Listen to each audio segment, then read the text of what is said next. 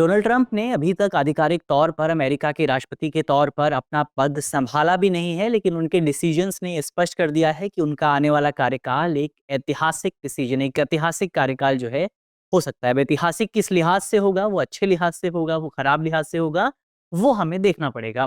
तो ये वीडियो जो है उनके रिसेंट डिसीजन से जुड़ी हुई है, जहां पर उन्होंने घोषणा की है कि अगर ब्रिक्स कंट्रीज जो हैं वो अपनी करेंसी बनाने और अपना सिंगल प्लेटफॉर्म बनाने के जो प्रस्ताव है उसके साथ आगे बढ़ती हैं, तो अमेरिका जो है वो ब्रिक्स कंट्रीज पर 100% टैरिफ लगा सकता है। और भारत भी ब्रिक्स कंट्रीज का हिस्सा है, तो भारत के लिए भी यहाँ पर ये चिंता का विषय हो जाता है। तो आज इस वीडियो में हम इसी टॉपिक पर विस्तार से चर्चा करने वाले हैं। मेरा नाम है अक्षय और आपका स्वागत है दृश्याईएस चैनल की इस नए वीडियो में। तो चलिए वीडियो की शुरुआत करते हैं और सबसे पहले एक बार वीडियो की रूपरेखा को समझ लिया जाए। तो वीडियो में सबसे पहले हम खबर पे बात करेंगे, खबर के बाद ओवरऑल इसको समझने की कोशिश करेंगे कि आखिर डोनाल्ड ट्रंप ने ऐसा क्यों कहा है, वो 100% टैरिफ क्यों लगाना चाहते हैं। इसके बाद अमेरिकी डॉलर और अमेरिका की जो हेजेमनी रही है उसके बीच में क्या रिलेशन है, डॉलर को मजबूत रखना क्यों इंपॉर्टेंट है, उस पर भी बात करेंगे। इसके अलावा ब्रिक्स कंट्रीज क्या हैं, इनका किस तरह से उभार हो रहा है, इसको भी समझने की कोशिश करेंगे। और फिर हम ये जो निर्णय है अमेरिका के राष्ट्रपति का, इस निर्णय के क्या इम्प्लीकेशंस हो सकते हैं, इसके बारे में भी विस्तार से जानने का प्रयास करेंगे। अंत में एक सवाल भी आपके लिए होने वाला है, सवाल का जवाब आपको कमेंट बॉक्स में देना है। वीडियो को अगर आप ध्यान से देखेंगे तो आसानी से इस सवाल को सॉल्व कर पाएंगे। इसके अलावा ये जो पूरा टॉपिक है आपका जीएस पेपर 2 से जुड़ा हुआ है और आप इसको इंटरनेशनल रिलेशंस के सेगमेंट से जोड़ करके देख सकते हैं। अब आपके लिए एक इम्पॉर्टेंट सूचना ये है कि दृष्टि की मुखर्जी नगर की जो क्लासेस थी वो अब नोएडा में शिफ्ट हो गई हैं और इसका जो नया बैच है, जीएस फाउंडेशन का जो नया बैच है, प्रीलिम्स और मेंस को कवर करते हुए ये नया बैच हिंदी माध्यम में 9 दिसंबर को शुरू हो रहा है और इंग्लिश मीडियम में 12 दिसंबर को शुरू हो रहा है। तो और ज़्यादा जानकारी के लिए आप हमारे इस नंबर पे संपर्क कर सकते हैं 9311406440। इसके अलावा एक सूचना आपके लिए है कि 2025 का जो आपका प्रीलिम्स है, 2025 का जो एग्ज़ाम है, उस एग्जाम को टारगेट करते हुए दृष्टि संस्थान की ओर से आपके लिए एक बेहतरीन प्रयास किया जा रहा है, जिसका नाम है संभव 2025। इसके तहत आपकी तैयारी को मजबूत बनाने के लिए हर दिन आपको प्रीलिम्स के 10 सवाल दिए जाएंगे प्रैक्टिस करने के लिए।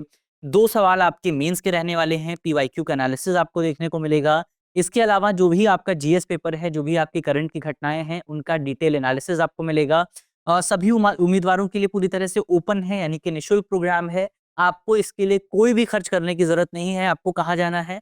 आपको केवल दृष्टि की वेबसाइट को विज़िट करना है, वहाँ पर आपको इस पूरे प्रोग्राम के बारे में और ज़्यादा जानकारी प्राप्त हो जाएगी। तो ये ओवरऑल आपका ये प्रोग्राम हुआ, आप वेबसाइट को विज़िट कीजिए, वहाँ पर और डिटेल से जानकारी जो है आप प्राप्त कर सकते हैं। सबसे पहले हम आगे बढ़ते हैं, खबर पे बात करते हैं।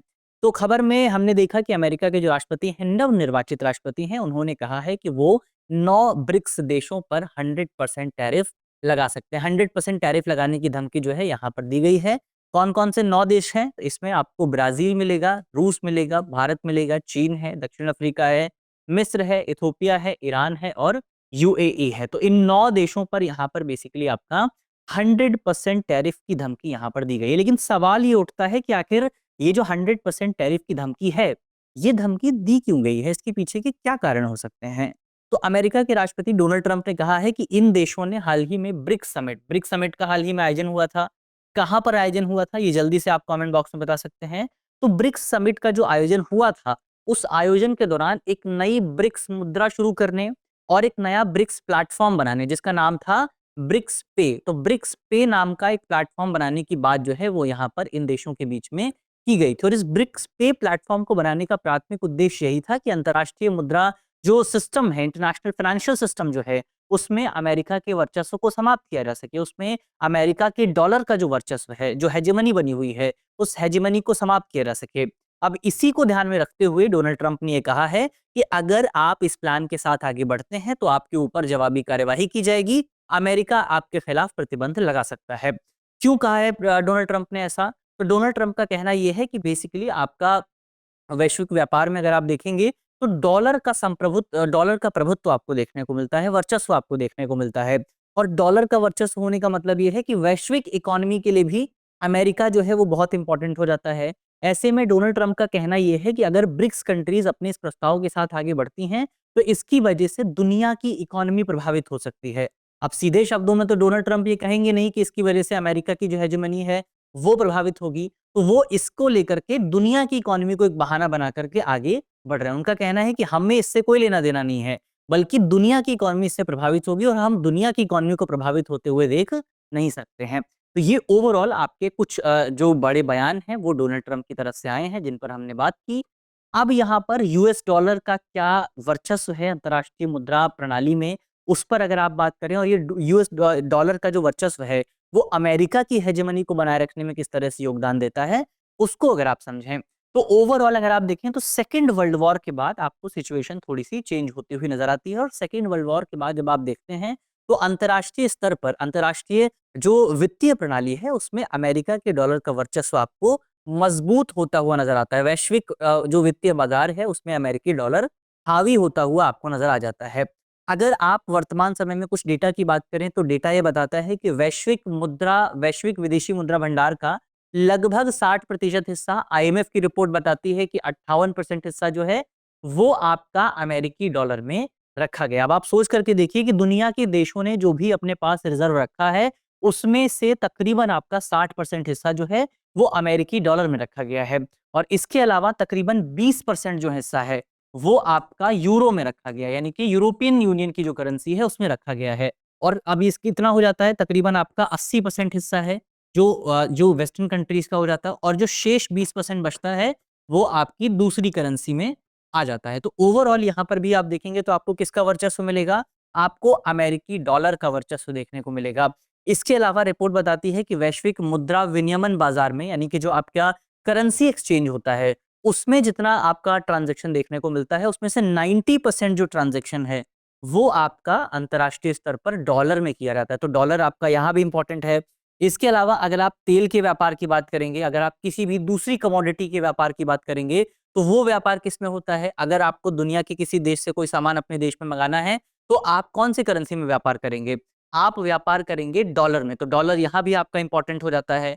इसके अलावा अगर आप टोटल डेट की बात करें, यानी कि दुनिया के देशों ने जितना ऋण ले रखा है उसमें से रिपोर्ट ये बताती है कि तकरीबन 64% जो आपका लोन है वो केवल और केवल आपका अमेरिकी डॉलर में लिया गया है। तो ये जो डेटाज हैं, ये जो आंकड़े हैं, ये आंकड़े जाहिर तौर पर आपको दर्शाते हैं कि अंतर्राष्ट्रीय जो आपकी वित्तीय प्रणाली है उसमें अमेरिका ने अपना कितना ज्यादा वर्चस्व स्थापित किया हुआ है।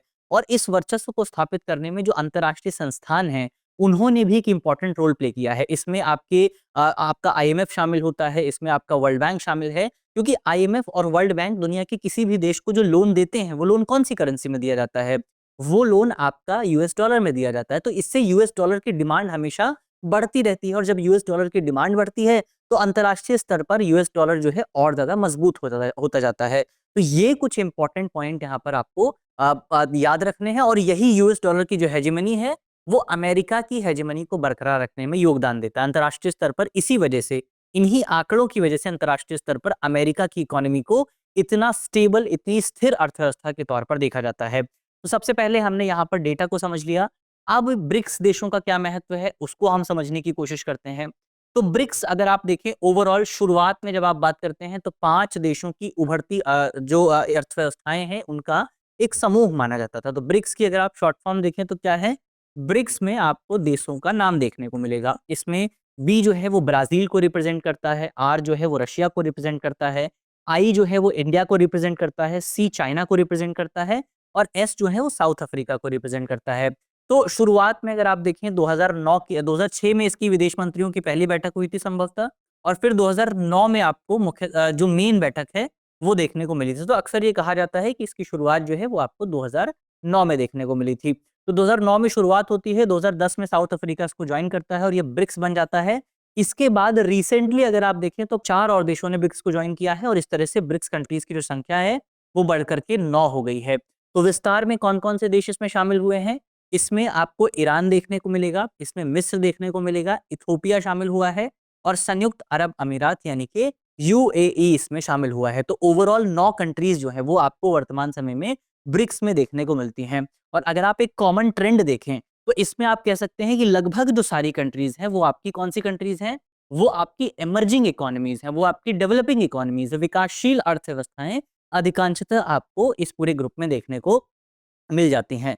अब ब्रिक्स कंट्रीज की ताकत की बात करें कि इनकी स्ट्रेंथ क्या है और अंतर्राष्ट्रीय स्तर पर ब्रिक्स देशों को इतना इंपॉर्टेंट क्यों माना जाता है, तो सबसे पहले अगर आप जनसंख्या के लिहाज से देखें तो ब्रिक्स कंट्रीज की टोटल जो जनसंख्या है वो तकरीबन आपका 3.3 बिलियन के आसपास है, जो कि वैश्विक जनसंख्या का 40% हिस्सा कवर करता है। यानी कि इन केवल और केवल 9 देशों में अगर आप देखें तो केवल और केवल 9 देशों में आपको दुनिया की तकरीबन 40% जो आबादी है वो रहती हुई नजर आ जाएगी।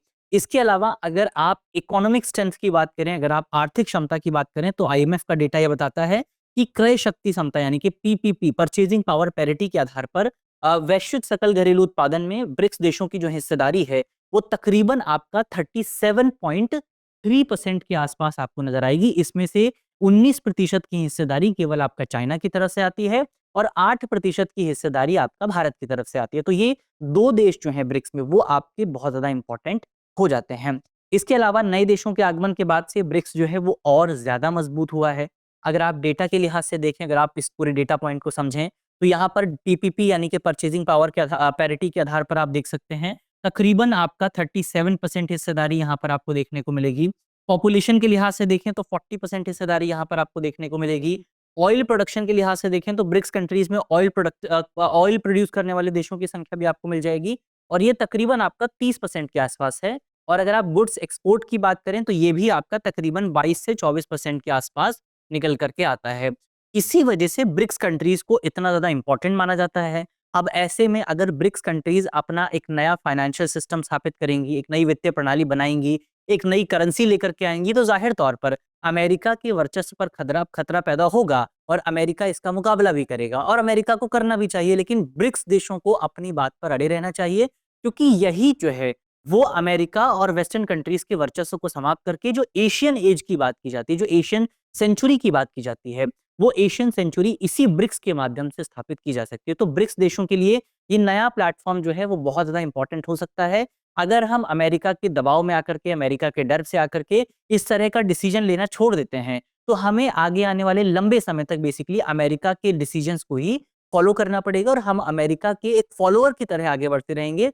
और अगर आप किसी के फॉलोअर की तरह आगे बढ़ते हैं तो आप कभी भी उस व्यक्ति से आगे नहीं निकल सकते हैं। तो अगर हम केवल अमेरिका को फॉलो करते हैं तो हम अमेरिका से कभी आगे नहीं निकल सकते। तो ये चीज यहाँ पर बेसिकली आपको याद रखनी है।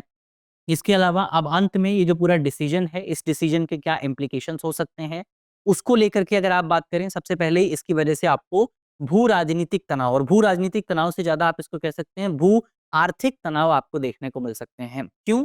क्योंकि टैरिफ की धमकियों की वजह से अमेरिका और ब्रिक्स देश जो है इनके बीच में संघर्ष और ज्यादा बढ़ेगा और अंतर्राष्ट्रीय प्रणाली में भी और ज्यादा इंटरनेशनल ट्रेड में आपको और ज्यादा फ्रिक्शन देखने को मिल सकता है। इसके अलावा ब्रिक्स देशों द्वारा मुद्राओं में विविधता लाने का कदम जो है वो व्यापार पैटर्न में बदलाव करेगा, ट्रेड पैटर्न बदलेगा। अभी अंतर्राष्ट्रीय स्तर पर जो व्यापार होता है उसमें अमेरिका के डॉलर का वर्चस्व काफी ज्यादा है, तो अधिकांशतः जो ट्रेड सेंटर्ड रहता है वो अमेरिका के अराउंड रहता है। लेकिन जब एक नया प्लेटफॉर्म आएगा, जब ये संघर्ष बढ़ेगा और नया प्लेटफॉर्म आएगा, तो इसकी वजह से व्यापार का जो पैटर्न है वो आपको अमेरिका से शिफ्ट होके, वेस्टर्न कंट्री से शिफ्ट होकर के एशिया की तरफ आता हुआ नजर आ सकता है। इसके अलावा डॉलर की सर्वोच्चता बनाए रखने के लिए अमेरिकी जो नीति निर्माता हैं वो प्रतिबंध का इस्तेमाल कर सकते हैं, जिससे ब्रिक्स देश जो हैं वो अपनी नई प्रणाली स्थापित करने के लिए और ज्यादा प्रेरित होने वाले हैं। इसके अलावा इसकी वजह से आपको अमेरिकी उपभोक्ताओं पर प्रभाव भी देखने को मिलेगा, क्योंकि अधिकांशतः लोग ये मानते हैं कि 100% टैरिफ की जो बात की जा रही है ये जो है बहुत ज्यादा यूटोपियन आइडिया है, इसको जमीनी स्तर पर आप प्रैक्टिकल तरीके से लागू नहीं कर सकते हैं। तो इसको केवल एक धमकी के तौर पर ही लिया जाना चाहिए। अमेरिका जो है बिल्कुल भी 100% टैरिफ जो है लगाने की स्थिति में नहीं है, क्योंकि अगर 100% टैरिफ लगाया जाता है तो इसकी वजह से जो अमेरिका के कंज्यूमर्स हैं उन पर भी यहाँ पर आपको इम्पैक्ट देखने को मिलेगा। डोनाल्ड ट्रंप लगातार अंतर्राष्ट्रीय स्तर पर बहुत सारे देशों पर टैरिफ लगाने की बात कर रहे हैं। उन्होंने कनाडा पर टैरिफ लगाने की बात की है, उन्होंने मेक्सिको पर टैरिफ लगाने की बात की है, अब वो ब्रिक्स कंट्रीज पर भी टैरिफ लगाने की बात कर रहे हैं। तो ये जो ओवरऑल जो पॉलिसी वो अपना रहे हैं, ये पॉलिसी जाहिर तौर पर अमेरिका के उपभोक्ताओं को नुकसान पहुंचा सकती है, क्योंकि अगर इस तरह का टैरिफ लिया जाता है, इस तरह का कदम उठाया जाता है, तो इसकी वजह से अमेरिका में सामान जो है वो और महंगा हो सकता है, अमेरिका में महंगाई आपको बढ़ती हुई नजर आ सकती है। तो ये ओवरऑल हमने इस पूरे निर्णय के निहितार्थ क्या हो सकते हैं उसको समझा। अब अंत में इस पूरे टॉपिक से जुड़ा एक सवाल है, जिस सवाल के जवाब को आपको कमेंट बॉक्स में देना है। सवाल में आपसे पूछा गया है कि निम्नलिखित में से कौन सा ब्रिक्स का नवीनतम सदस्य नहीं है। हमारे ऑप्शन है ऑप्शन ए मिस्र, option B Argentina, option C Iran और ऑप्शन डी इथोपिया। तो इसका सही जवाब क्या है वो आपको जल्दी से कमेंट बॉक्स में बताना है और मुझे उम्मीद है इस वीडियो में हमने जितने भी इंपॉर्टेंट पॉइंट्स पर बात की है वो आपको समझ में आए होंगे। वीडियो अगर अच्छी लगी है तो वीडियो को लाइक कीजिएगा, शेयर कीजिएगा अपने दोस्तों के साथ, अपने परिवारजनों के साथ। मिलते हैं आपसे अगली वीडियो में, तब तक के लिए अपना ख्याल रखिए, ध्यान रखिए, पढ़ते रहिए। धन्यवाद। डियर व्यूअर्स, अपने एग्जाम की तैयारी को और बेहतर करने के लिए हमारे चैनल को लाइक, शेयर और सब्सक्राइब करना न भूलें।